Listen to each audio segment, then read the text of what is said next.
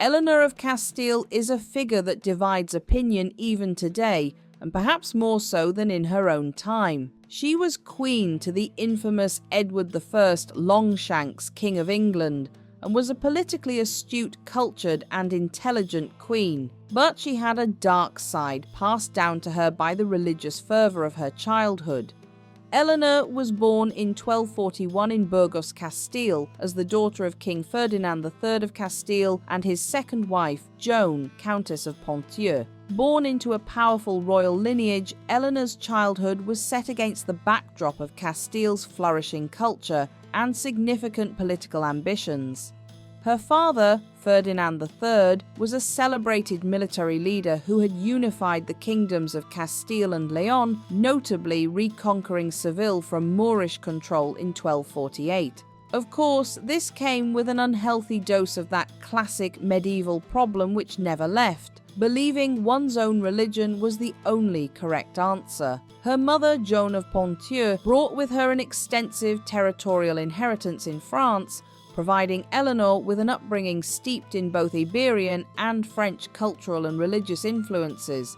Raised in the sophisticated and cultural Castilian court, Eleanor received an education befitting her royal status. Her education emphasized religious teachings, literature, and the refined arts of court etiquette. Under the guidance of tutors and clergy, she became fluent in Latin, Castilian, and French, which equipped her well for the diplomatic duties expected of a medieval princess. The court in which Eleanor was raised was cosmopolitan and intellectually dynamic, with scholars, poets, and clerics frequently visiting, ensuring Eleanor developed a lifelong appreciation for culture, literature, and learning. Her relationship with her parents was shaped by both affection and duty. Ferdinand, a deeply pious and respected ruler for the time, had a profound influence on Eleanor's religious and moral outlook. Although the nature of royal households meant Eleanor would have seen her father infrequently, his legacy as a warrior king and religious role model greatly impacted her personal identity.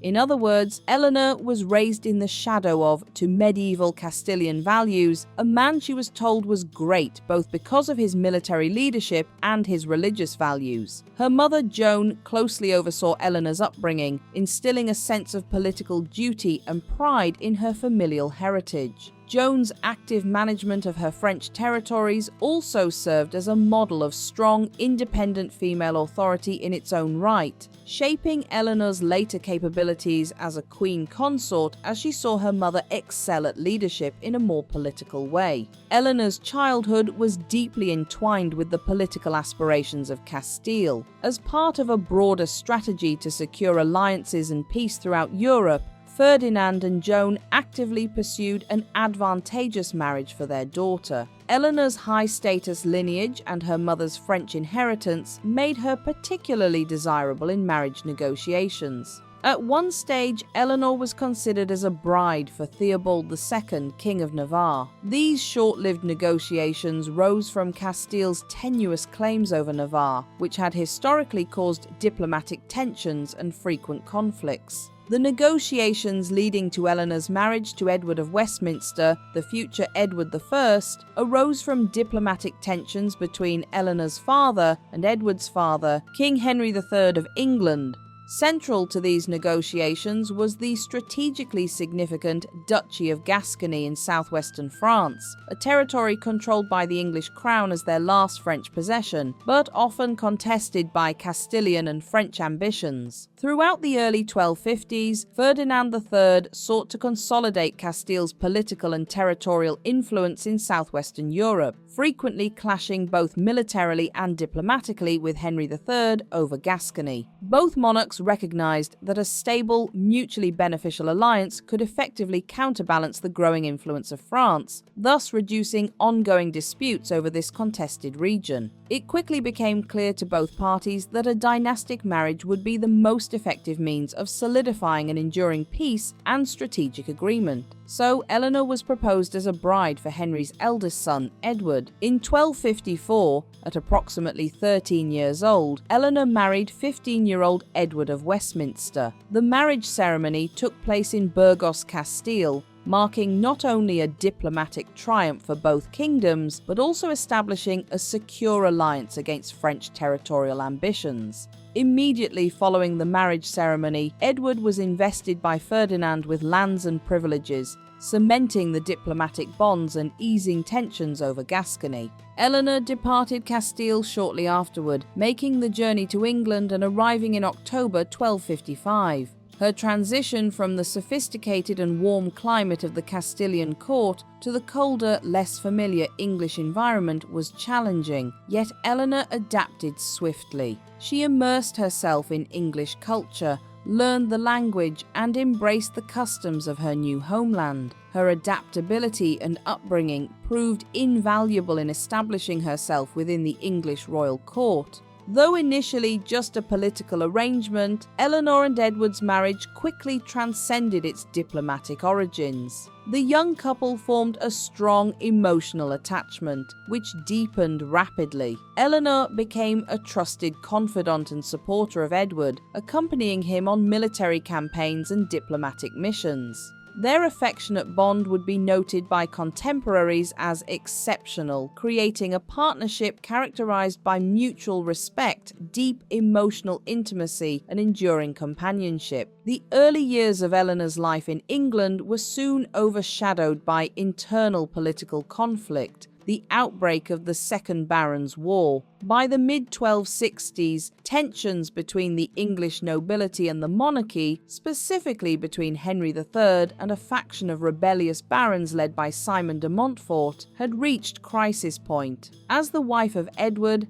Eleanor found herself directly involved in these turbulent events, her personal safety and royal status entwined with her husband's political and military fortunes. But Eleanor was no mere bystander of events, and she had archers arrive from Ponthieu, France, with her own funds. She would also hold Windsor Castle for Edward, along with the baronial prisoners there. The conflict escalated into open warfare in 1264, and Eleanor's position became increasingly precarious. In May of that year, at the Battle of Lewes, Edward and his father were defeated and captured by Simon de Montfort's forces. Eleanor, heavily pregnant at the time, was left vulnerable. Initially held under close supervision at Westminster Palace, de Montfort's faction recognised her political importance and closely monitored Eleanor to prevent her potential use as a figurehead for royalist resistance. Following Edward's decisive victory at the Battle of Evesham in August 1265, which resulted in Simon de Montfort's defeat and death, Eleanor was reunited with her husband. After this point, her status and influence enhanced substantially. She was now recognised as a key figure in restoring stability to the royal household and supporting Edward's rise as a formidable future king, especially as Edward himself began to get more involved in government from this point onwards. The Second Barons' War helped shape Eleanor's early role and image in England, at least for now.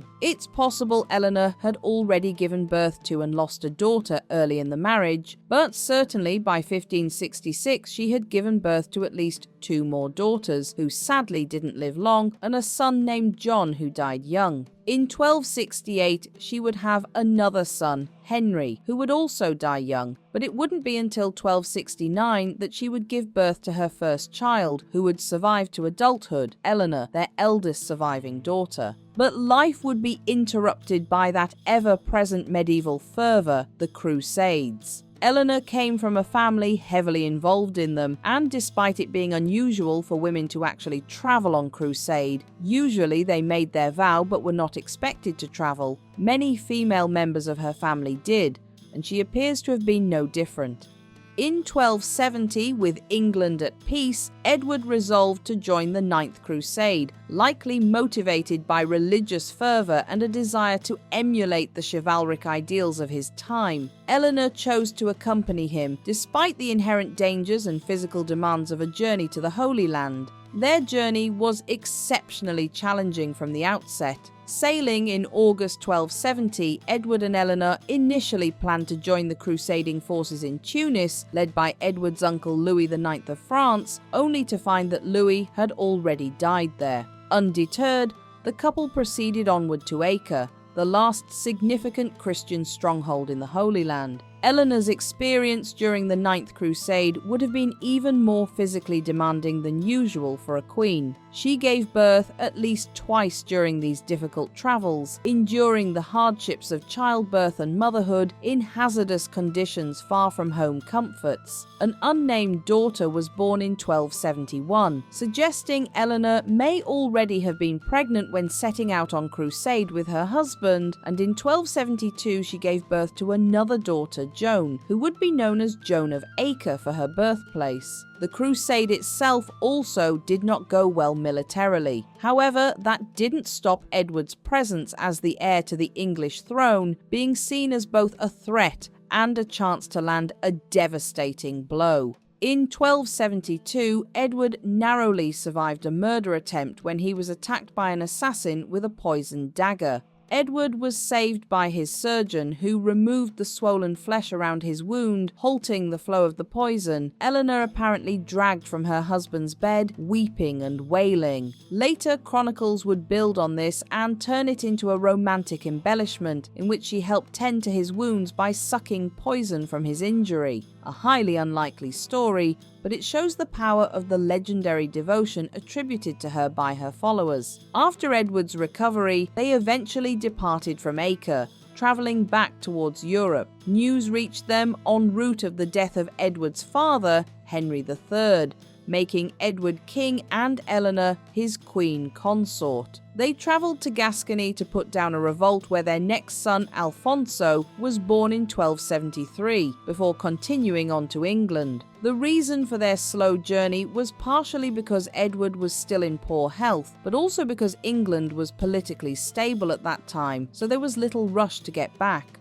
On the 19th of August, Edward and Eleanor were crowned at the same time at Westminster Abbey. Famously, Edward removed his crown after the ceremony, stating he intended not to wear the crown until he had recovered all the lands surrendered by his father. As queen consort, Eleanor can be split into her personal side and her public side. In her personal life, she and Edward were devoted to each other, and he appears to have had no mistresses while married to her. They would play pranks on each other, one that was so meaningful to Edward that he paid Eleanor's ladies money, as he would have done on the day of the prank in the year after her death. They spent most of their time together, and Eleanor even accompanied him on military campaigns. Eleanor was also a wealthy queen in her own right, due to her large estates. This was from her unprecedented accumulation and management of extensive land holdings. Between 1274 and 1290, Eleanor acquired estates valued at approximately £2,600 annually, a vast sum for the time she lived in. Yet the methods through which these lands were gained was less than pleasant. She benefited from policies and practices that directly targeted Jewish communities in England.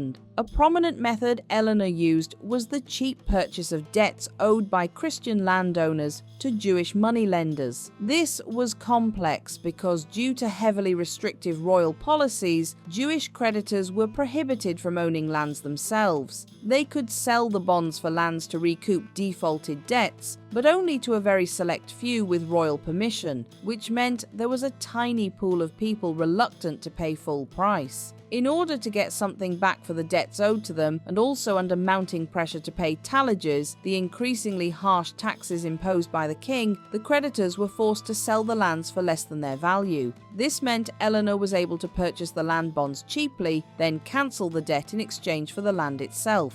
The extent of Eleanor's financial advantage from these transactions is illustrated clearly by her acquisition of Leeds Castle, Kent. William de Leybourne transferred this prestigious estate to Eleanor at a deeply discounted rate after being forced to liquidate debts owed to Jewish creditors. Leeds Castle quickly became one of Eleanor's favoured residences, but its acquisition through these controversial financial dealings attracted criticism from both the church and aristocratic circles, although it should be noted that it likely wouldn't be the same criticisms we might have.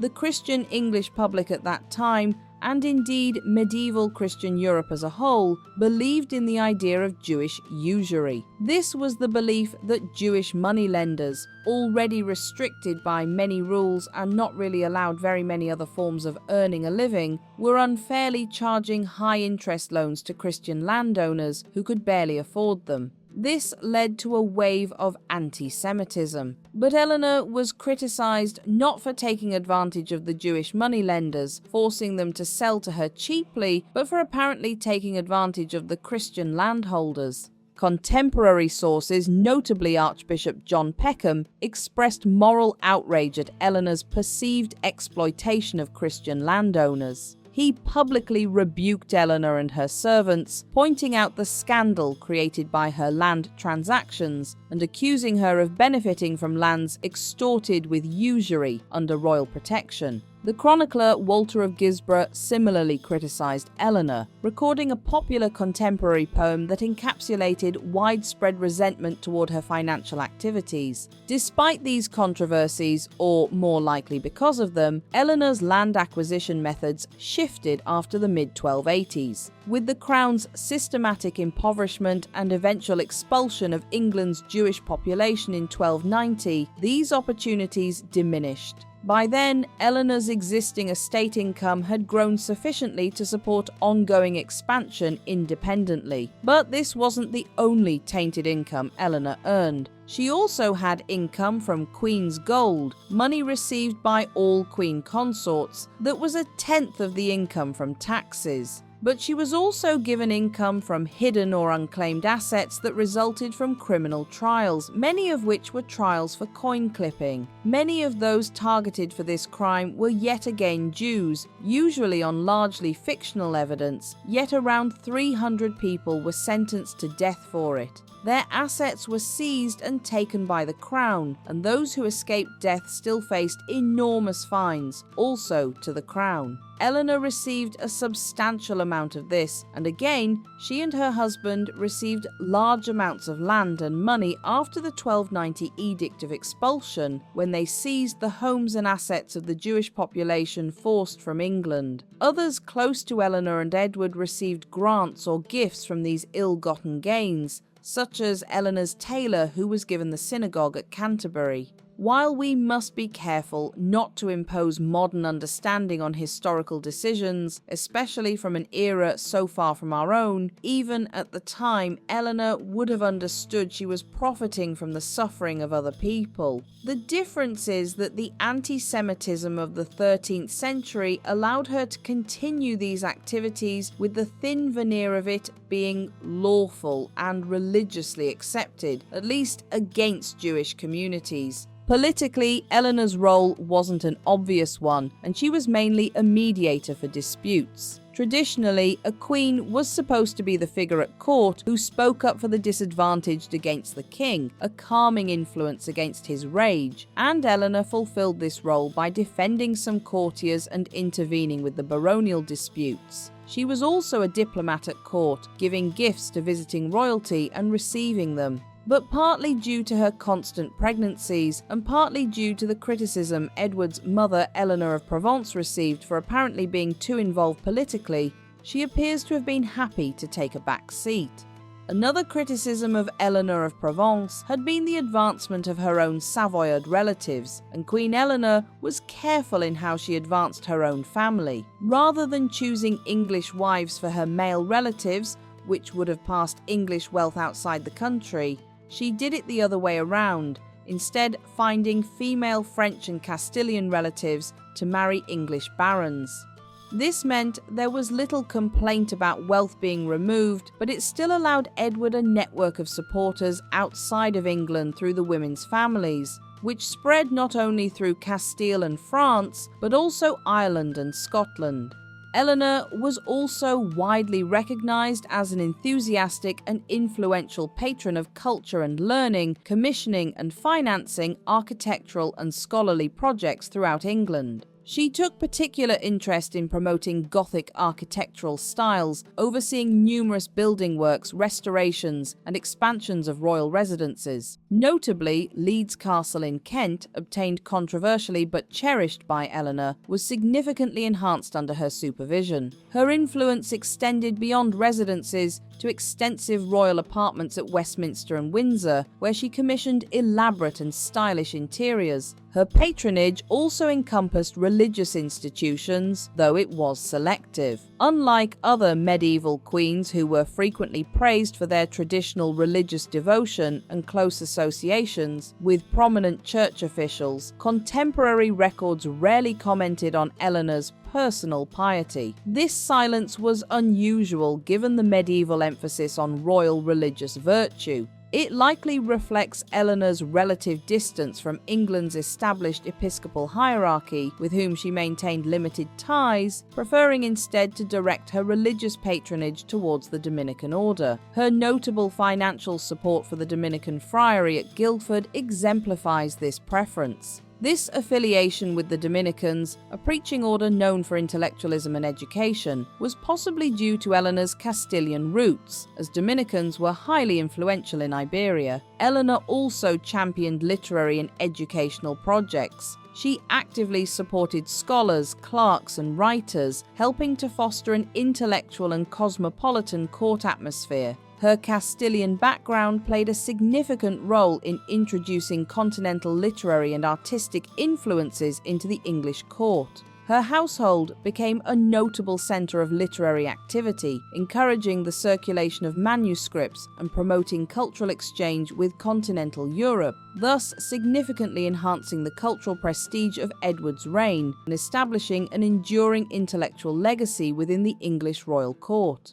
The marriage between Eleanor and Edward was famously affectionate and personally fulfilling, yet this deep marital attachment did not necessarily extend with equal intensity to their many children. Eleanor gave birth to between 14 and 17 children altogether, though tragically only 6 survived into adulthood, including their son Edward II. The frequent travel required by their royal responsibilities meant Eleanor and Edward were often absent during the crucial early years of their children's upbringing, leading to inevitable emotional distance. This distance was reflected in instances such as the illness and death of their young son Henry in 1274. Despite Henry being just a short journey away in Guildford, neither Eleanor nor Edward travelled from London to be at his side. Instead, Henry was comforted by his grandmother Eleanor of Provence, who had fostered him during his parents' absence on crusade. He hadn't seen his parents since he was 2, so it's not likely they would have brought him as much comfort as his grandmother. But fostering children within trusted households was a common practice among medieval nobility. Eleanor and Edward similarly entrusted their daughter Joan of Acre to Eleanor's mother, Joan of Ponthieu. However, upon reuniting with Joan in 1278, they were disappointed to find the child defiant and overly indulged. While Eleanor and Edward maintained consistent communication with their children's attendants and made arrangements to ensure competent care and education, such as Eleanor sending a trusted scribe to their children's household in 1290, this approach often placed practicality above emotional closeness. The children typically began to spend substantial time with their parents only from around the age of 13, accompanying them more regularly on royal duties. As a person, Eleanor exhibited a complex mixture of warmth and severity. Within her inner circle, she demonstrated loyalty, kindness, and even humour, employing court fools and showing a notably practical disposition towards her clothing and possessions, preferring careful maintenance over extravagance.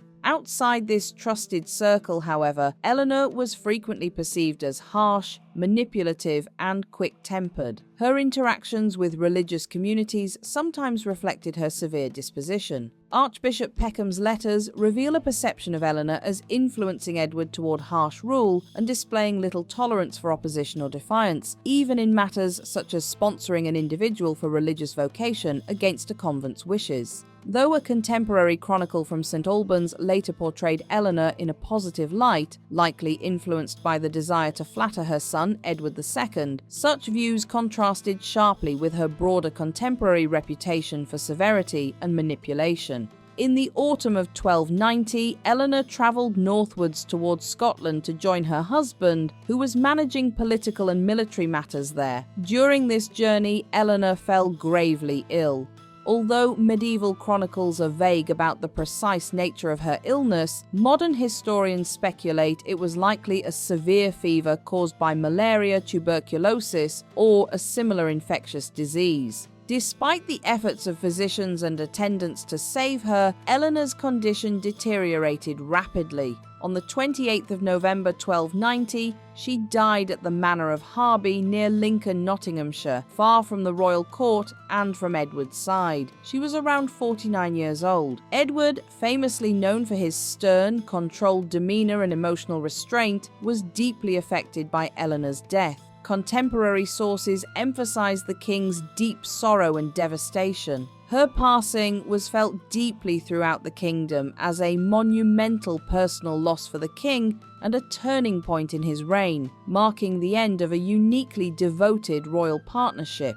Edward's intense grief manifested in an extraordinary, lasting tribute. He commissioned the creation of the Eleanor Crosses, a series of 12 elaborately carved stone monuments erected at each of the locations where Eleanor's funeral procession rested overnight during the solemn journey from Harby to Westminster Abbey, where she was eventually interred. The grandeur and exquisite craftsmanship of these monuments, especially the beautifully preserved crosses at Geddington and Waltham Cross, show not only Edward's deep loss but also Eleanor's considerable significance to both the king and his realm. The Eleanor Crosses symbolised the depth of Edward's devotion, and their creation represented an unprecedented act of royal memorialisation in medieval England. They stand as powerful expressions of love, grief, and remembrance, contributing to Eleanor's lasting historical image. Over centuries, these monuments have continued to capture the popular imagination,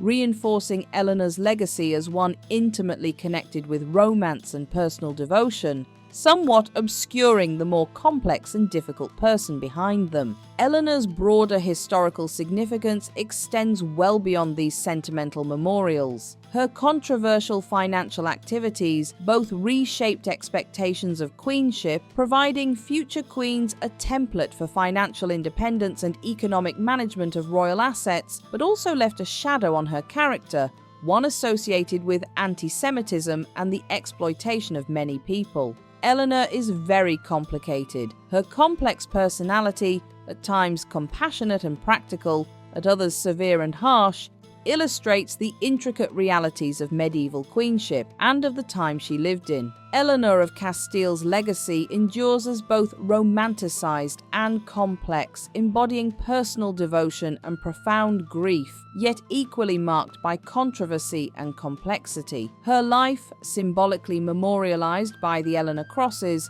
provides insight into medieval queenship, royal marriage, economic power, cultural patronage, and emotional devotion, but importantly, through the lens of 13th century England. If you enjoyed this video, don't forget to like and subscribe so you don't miss any new documentaries.